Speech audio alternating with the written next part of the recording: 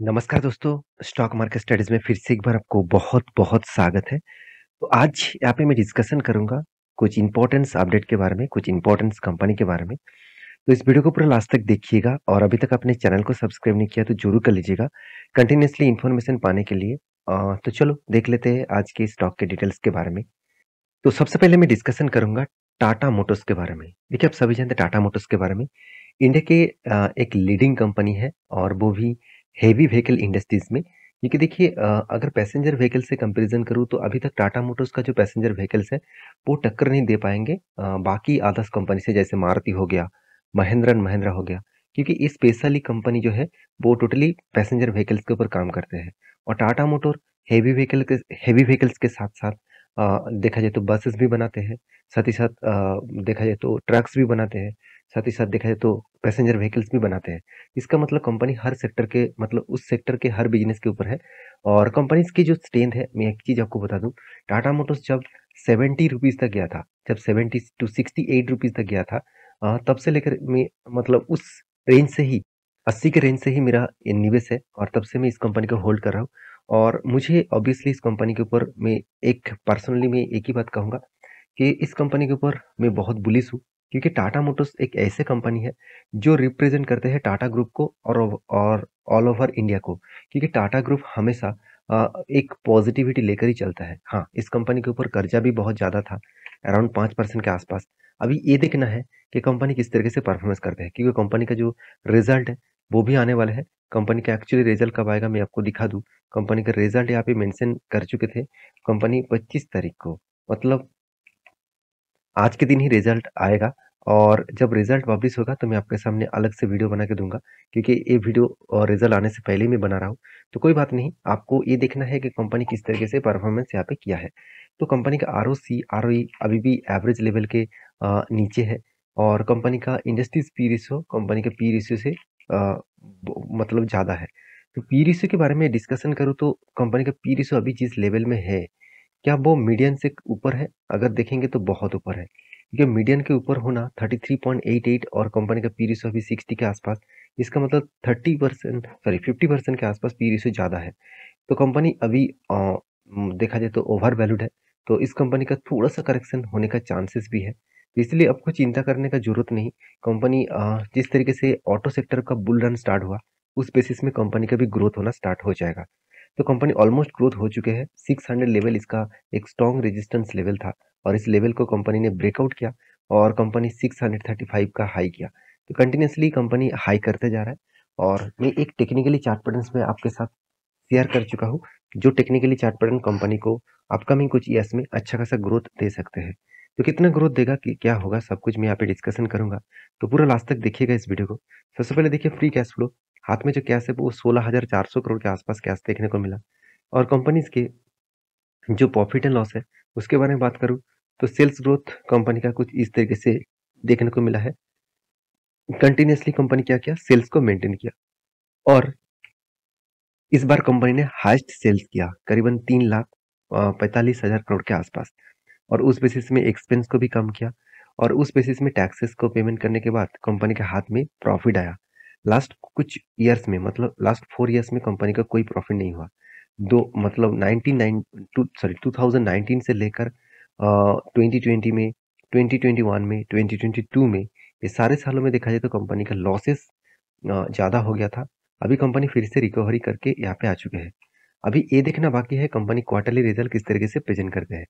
तो कंपनी ने अच्छा खासा रिटर्न भी दिया, सेल्स ग्रोथ भी ठीक हुआ, धीरे-धीरे करके ठीक हो रहा है, प्रॉफिट ग्रोथ भी ठीक हो रहा है। तो पॉइंट ऑफ व्यू से यही बात कहूँगा कि कंपनी के ऊपर आपको लॉन्ग टर्म विज़न के लिए सोचना चाहिए, शॉर्ट टर्म में कुछ भी हो सकते हैं। क्योंकि कंपनी का रिज़र्व भी ठीक है, कंपनी का रिज़र्व के साथ-साथ फिक्स्ड एसेट भी ठीक है। और company CWIP, capital working in process, इस पॉइंट को भी आपको भूलना नहीं चाहिए। ये पॉइंट्स बहुत इंपॉर्टेंस है, क्योंकि इस पॉइंट्स के माध्यम से ही हम लोग को ये पता चलता है कि कंपनी करंट ईयर में कितने पैसे बिजनेस के ऊपर ऑनगोइंग प्रोसेस में लगा के रखा है। अगर वो प्रोसेसिंग खत्म हो जाएगा तो डायरेक्टली फायदा फिक्स एसेट में इसमें दिखेगा। तो ओवरऑल बात करूँ, इंस्टीट्यूशन भी इस कंपनी के ऊपर कंटिन्यूसली खुद का होल्डिंग बढ़ा चुके हैं, चाहे वो FIs हो चाहे वो DIs हो। और पब्लिक ने स्टेक यहाँ पे बेचा है। तो गलती यही होते हैं कि जब पब्लिक को रहना चाहिए तब माल बेचते हैं, जब पब्लिक को बेचना चाहिए तब माल वो खरीद के रखते हैं। तो रही बात चार्ट पैटर्न का, तो ध्यान दीजिएगा, चार्ट पैटर्न कुछ इस तरीके से पैटर्न्स में आपके साथ शेयर किया था और पैटर्न बहुत बड़ा पैटर्न बना और जो पैटर्न्स क्रिएट हुआ वो एक हेड एंड शोल्डर जैसे पैटर्न से, यहाँ पे हेड बना और सॉरी यहाँ पे शोल्डर बना, उसके बाद हेड बना और यहाँ पे छोटा सा एक शोल्डर बना। तो मेरे हिसाब से जिस तरीके से ट्रेड बन रहा है, एक यहाँ पे इस तरीके से शोल्डर भी फिर से बना सकते हैं। तो चिंता करने का जरूरत नहीं। कंपनी का जो टारगेट रेशियो बन के आ रहा है वो करीबन करीबन 1150 रुपीज के आसपास 89% का गेन्स आपको मिल सकता है अगर इस रेंज को वो टच करे तो। देखिए एक प्रेडिक्शन है, इस प्रेडिक्शन को आप बाय एंड सेल रिकमेंडेशन मत समझ लेना, क्योंकि मैं किसी भी स्टॉक के ऊपर बाय एंड सेल का रिकमेंडेशन नहीं करता हूँ। मेरा काम है सारे इन्फॉर्मेशन और जो टेक्निकली बन रहा है आपको वो सिखाना। क्योंकि आप सीख कर काम करेंगे तो आपको डर नहीं लगेगा। अगर ना सीख कर किसी भी लोगों को बात सुनकर काम कर लेंगे तो आपको बहुत बड़ा लॉसेस होने का चांसेस भी रहेगा। तो नेक्स्ट जो कंपनी जिसके बारे में बात करूँ उसका नाम है फाइन ऑर्गेनिक। तो फाइन ऑर्गेनिक, इस कंपनी के ऊपर मैं बहुत स्ट्रांग बुलिश हूँ, क्योंकि इस कंपनी के जो बिजनेस मॉडल्स है मुझे बहुत स्ट्रांग लगता है।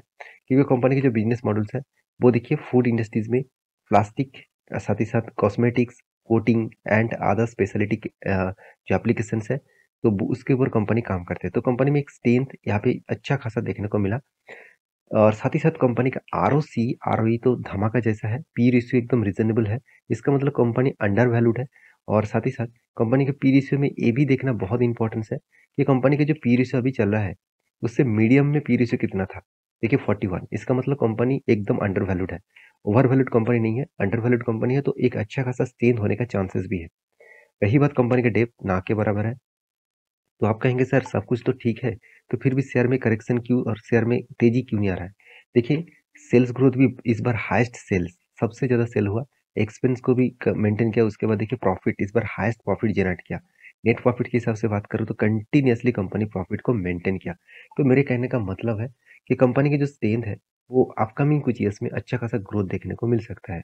तो 618 जो इसका नेट प्रॉफिट हुआ, यही से एक नज़रिया देखने को मिला है कि कंपनी कंटिन्यूअसली खुद का जो बिजनेस है उस बिजनेस को वो कंटिन्यूअसली अच्छा खासा ग्रोथ के हिसाब से देख रहा है।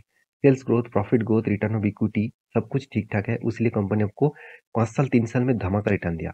हाँ, 1 साल में लॉसेस दिया, उसके पीछे कारण यही है कि ग्लोबली मार्केट में जो डिमांड है केमिकल का, वो डिमांड कम हुआ है और कम होने के कारण कंपनी का जो बिजनेस है जिस तरीके से इंक्रीज होना चाहिए था उस तरीके से इंक्रीज नहीं हो रहा है।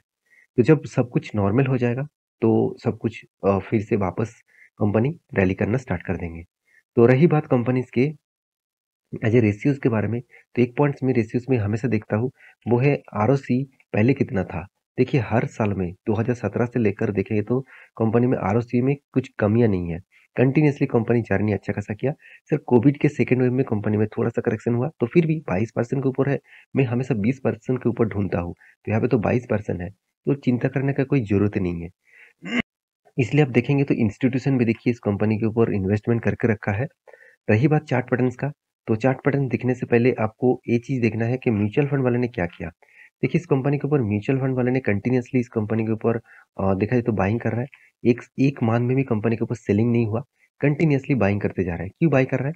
क्योंकि उसको पता है आज कंपनी हायर साइड से अगर लोअर साइड में देखूँ तो एक बिग मतलब डाउनफॉल देखने को मिला है और वो उसी रेंज के ऊपर आकर रिटेस्ट करके वापस जा रहा है, जो रेंज पहले भी एक स्ट्रॉन्ग कंपनी के लिए सपोर्ट था और उस सपोर्ट को वो रिटेस्ट किया और उसके बाद ऊपर गया। पहले रेजिस्टेंस था, रेजिस्टेंस को ब्रेक किया, सपोर्ट किया और उसके बाद ऊपर गया। क्योंकि देखिए यहाँ पे डबल बटन बनना था, तो डबल बटन बनने के बाद कंपनी यहाँ पे रिवर्सल किया और फिर से वही जगह पे आकर यहाँ पे इस तरीके से परफॉर्मेंस हो रहा है। तो मैं पहले एक ट्रेड आपको बना मतलब आपको मेंशन किया था कि कुछ इस तरीके से ट्रेड बना था कप विद हैंडल पैटर्न्स का, तो उसका टारगेट इस लेवल तक था, तो इजीली टारगेट अचीव हो चुके हैं। तो फिर से एक cup with handle patterns create हो रहा है। तो कप विथ हैंडल पैटर्न्स भी बोल सकते हैं, यहाँ पे आप ये भी बोल सकते हैं कि ये जो पैटर्न्स है वो पैटर्न्स कुछ हेड एंड शोल्डर जैसे पैटर्न्स है। क्योंकि हेड एंड शोल्डर पैटर्न्स क्यों है मैं आपको बता दूं। आप ध्यान से देखेंगे तो यहाँ पे क्या बना, यहाँ पे एक शोल्डर बना, तो यहाँ पे एक शोल्डर है, यहाँ पे एक हेड है, उसके बाद शोल्डर, फिर से एक शोल्डर बनेगा और उसके बाद अगर ब्रेकआउट करे तो बड़ा सा आपको रैली दिखेगा। तो अभी तक कोई भी ब्रेकआउट नहीं हुआ, तो इसके लिए इंतजार जरूर करना पड़ेगा। तो जब कोई भी लेवल्स बनेगा तो मैं जरूर आपके साथ अपडेट्स करूंगा। तो नेक्स्ट जो कंपनी जिसके बारे में बात करूँ उसका नाम है इजी ट्रिप प्लानर। तो ईज़ी ट्रिप प्लानर के बारे में बात करूँ, एक पेनी स्टॉक है, फिर भी इस कंपनी में एक स्ट्रेंथ देखने को मिलता है, क्योंकि कंपनी इंडिया के सेकंड लार्जेस्ट ऑनलाइन प्लेटफ़ॉर्म है, जो टिकटिंग का बिज़नेस करते हैं। नंबर 1 आईआरसीटीसी है, उसके बाद अगर किसी कंपनी का नाम लिया जाता है, वो है ईज़ी ट्रिप प्लानर। और एक चीज़ आप जानते हैं, आईआरसीटीसी एक रेलवे गवर्नमेंट का कंपनी है, मगर ईज़ी ट्रिप प्लानर एक प्राइवेट कंपनी है, तो उस बेसिस में इस कंपनी का ग्रोथ होने का चांसेस भी बहुत ज़्यादा है। क्योंकि देखिए गवर्नमेंट कंपनी का फोकस होता है कस्टमर को सर्विसेज देना और प्राइवेट कंपनी का फोकस होता है प्रॉफिट कमाना। तो प्रॉफिट कमाने के लिए वो कुछ भी करने के लिए तैयार है, मतलब बिजनेस को कुछ लेवल तक, कुछ हद तक लेके जाने के लिए वो तैयार है। तो रही बात, कंपनी बहुत छोटा है, 7,000 करोड़ के आसपास है। पी रेशियो थोड़ा सा हाई है, कितना हाई है मैं आपको एक बार बता दूं। तो कंपनी का एक बार पी रेशियो कितना में चला गया था, 122 के आसपास, वहां से गिरते गिरते 50 तक आ गया और कंपनी के पी रेशियो 63 के आसपास देखने को मिला है। तो यहाँ पे एक चीज़ मैं और भी आपको बता दूँ इजी ट्रिप प्लानर के हिसाब से, कि कंपनी का पी रेशियो 49 के आसपास है। कंपनी की इंडस्ट्रीज पी रेशियो 21 के आसपास है। आरओसी आरओई बेस्ट लेवल में है। कंपनी का कर्जा भी एकदम ना के बराबर है। अभी एनुअली इनकम के बारे में बात करूँ तो वो भी आप देखेंगे, तो कंटिन्यूसली कंपनी क्या किया, सेल्स को इंक्रीज किया। बीच में सेल्स डाउन हो गया था और उसके बाद देखिए धीरे धीरे करके फिर से कंपनी रिकवरी किया और इस बार कंपनी हाईएस्ट रेवेन्यू जनरेट किया और इस हिसाब से एक्सपेंस भी कम किया और इस हिसाब से कंपनी इस बार हाईएस्ट प्रॉफिट जनरेट किया। तो देखिए पहले सेल्स तो ज़्यादा होता था, एक्सपेंस भी ज़्यादा होता था, तो इसलिए कंपनी का प्रॉफिट मार्जिन कम हो रहा था। अभी देखिए सेल्स कम हुआ, फिर भी एक्सपेंस को कंपनी कंट्रोल किया। देखिए आज ज़ोमैटो जितना बड़ा लॉस करते थे, आज लॉस कम कर रहा है। क्यों? क्योंकि उसका जो मेन प्रॉब्लम था वो है एक्सपेंस। तो एक सेल्स बहुत तगड़ा होता था, मगर एक्सपेंस ज़्यादा होने के कारण कंपनी के ऊपर प्रेशर था। तो जो स्टार्टअप कंपनी आज एक बड़ा प्राइवेट कंपनी बन चुके हैं मार्केट कैप के हिसाब से, वो कंपनी आज देखा जाए तो एक अच्छा खासा खुद को रिप्रेजेंट इसीलिए कर रहा है क्योंकि कंपनी जो एक्सपेंस है उसको कट कर रहा है। तो एक्सपेंस कट होने का मतलब है कंपनी का बिजनेस फिर से खड़ा होना। तो कंपनी का सेल्स ग्रोथ देखिए तगड़ा है, प्रॉफिट ग्रोथ तगड़ा है, रिटर्न ऑफ इक्विटी भी अच्छा खासा है। तो मेरे हिसाब से ये जो परसेंटेज ऑफ रिटर्न, ये आज नहीं तो कल आपको अच्छा खासा रिटर्न जरूर दे पाएंगे। तो कितना देंगे उससे पहले आपको इन्वेस्टर के राय देखना चाहिए। तो देखिए इन्वेस्टर क्या क्या कंटिन्यूअसली यहाँ पे बाय कर रहा था। अभी देखिए लास्ट 2 मंथ में, मई मंथ और जून मंथ, इस दोनों मंथ में क्या किया, सेल ऑफ किया गया। तो मेरे हिसाब से अच्छा खासा सेल ऑफ हुआ है और इस सेल ऑफ के कारण शेयर के ऊपर भारी भरकम गिरावट का माहौल देखने को मिल सकता है। तो एक्चुअली देखा जाए तो माहौल जो है वो कंटिन्यूअसली गिरावट ऑलमोस्ट हो चुके हैं और वही रेंज में आकर कंपनी बार-बार रिटेस्ट कर रहा है, जिस रेंज को कंपनी एक बिग रेजिस्टेंस के हिसाब से देख रहा था। उस रेजिस्टेंस को ब्रेक करने के बाद एक बड़ा रैली आया था। तो मेरे हिसाब से फिर से एक रैली के इंतज़ार आपको करना पड़ेगा, क्योंकि देखिए कंपनी यहाँ पे क्या किया, कंटिन्यूअसली सेल ऑफ हुआ और एक रेंज क्रिएट हुआ और वो रेंज है ट्रायंगल पैटर्न। जो ट्रायंगल पैटर्न से यहाँ पे क्रिएट हुआ, वो ट्रायंगल्स पैटर्न्स को यहाँ पे कंपनी ब्रेक कर सकता है। तो मेरे हिसाब से एक अच्छा खासा यहाँ पे ब्रेकआउट होने का चांसेस है। अगर ब्रेकआउट कुछ इस तरीके से दिखे, देखिए अगर इस तरीके से ब्रेकआउट दिखे तो 2-3 कैंडल शायद ऊपर जाए, तो मैं थोड़ा-सा रिट्रेसमेंट के ऊपर एंट्री लूँगा। तो यहाँ पे कन्फर्मेशन ज़्यादा होंगे, तो मेरे हिसाब से जब कोई एंट्री लेवल्स बनेगा, तो मैं आपके साथ ज़रूर शेयर करूँगा। तो वीडियो अच्छा लग रहा हो तो प्लीज़ लाइक करना और कुछ क्वेश्चन हो तो मुझे ज़रूर कमेंट्स करना। तो नेक्स्ट जो कंपनी जिसका नाम है रेमेडियम लाइफ केयर लिमिटेड, तो इस कंपनी के ऊपर एक बहुत बड़ा अपडेट्स है। वो अपडेट्स क्या है, बोनस का। कंपनी 9:5 रेशियो का बोनस यहाँ पे अनाउंसमेंट कर चुके हैं। इसका मतलब हर 5 शेयर में आपको 9 शेयर देने वाला है। इसका डेट भी मेंशन किया गया है, 28 तारीख को आपको बोनस मिलेगा। तो आपके पास इस कंपनी की हिस्सेदारी है तो ज़रूर मुझे कमेंट्स करके बताना। और हाँ, ये वीडियो टोटली एजुकेशन पर्पस में था, कोई बाय एंड सेल का रिकमेंडेशन नहीं था। तो प्लीज़ एक बार रिसर्च करके ही काम करना। तो मिलते हैं नेक्स्ट वीडियो में, तब तक के लिए अच्छे से रहिए, अपने ख्याल रखिए। ब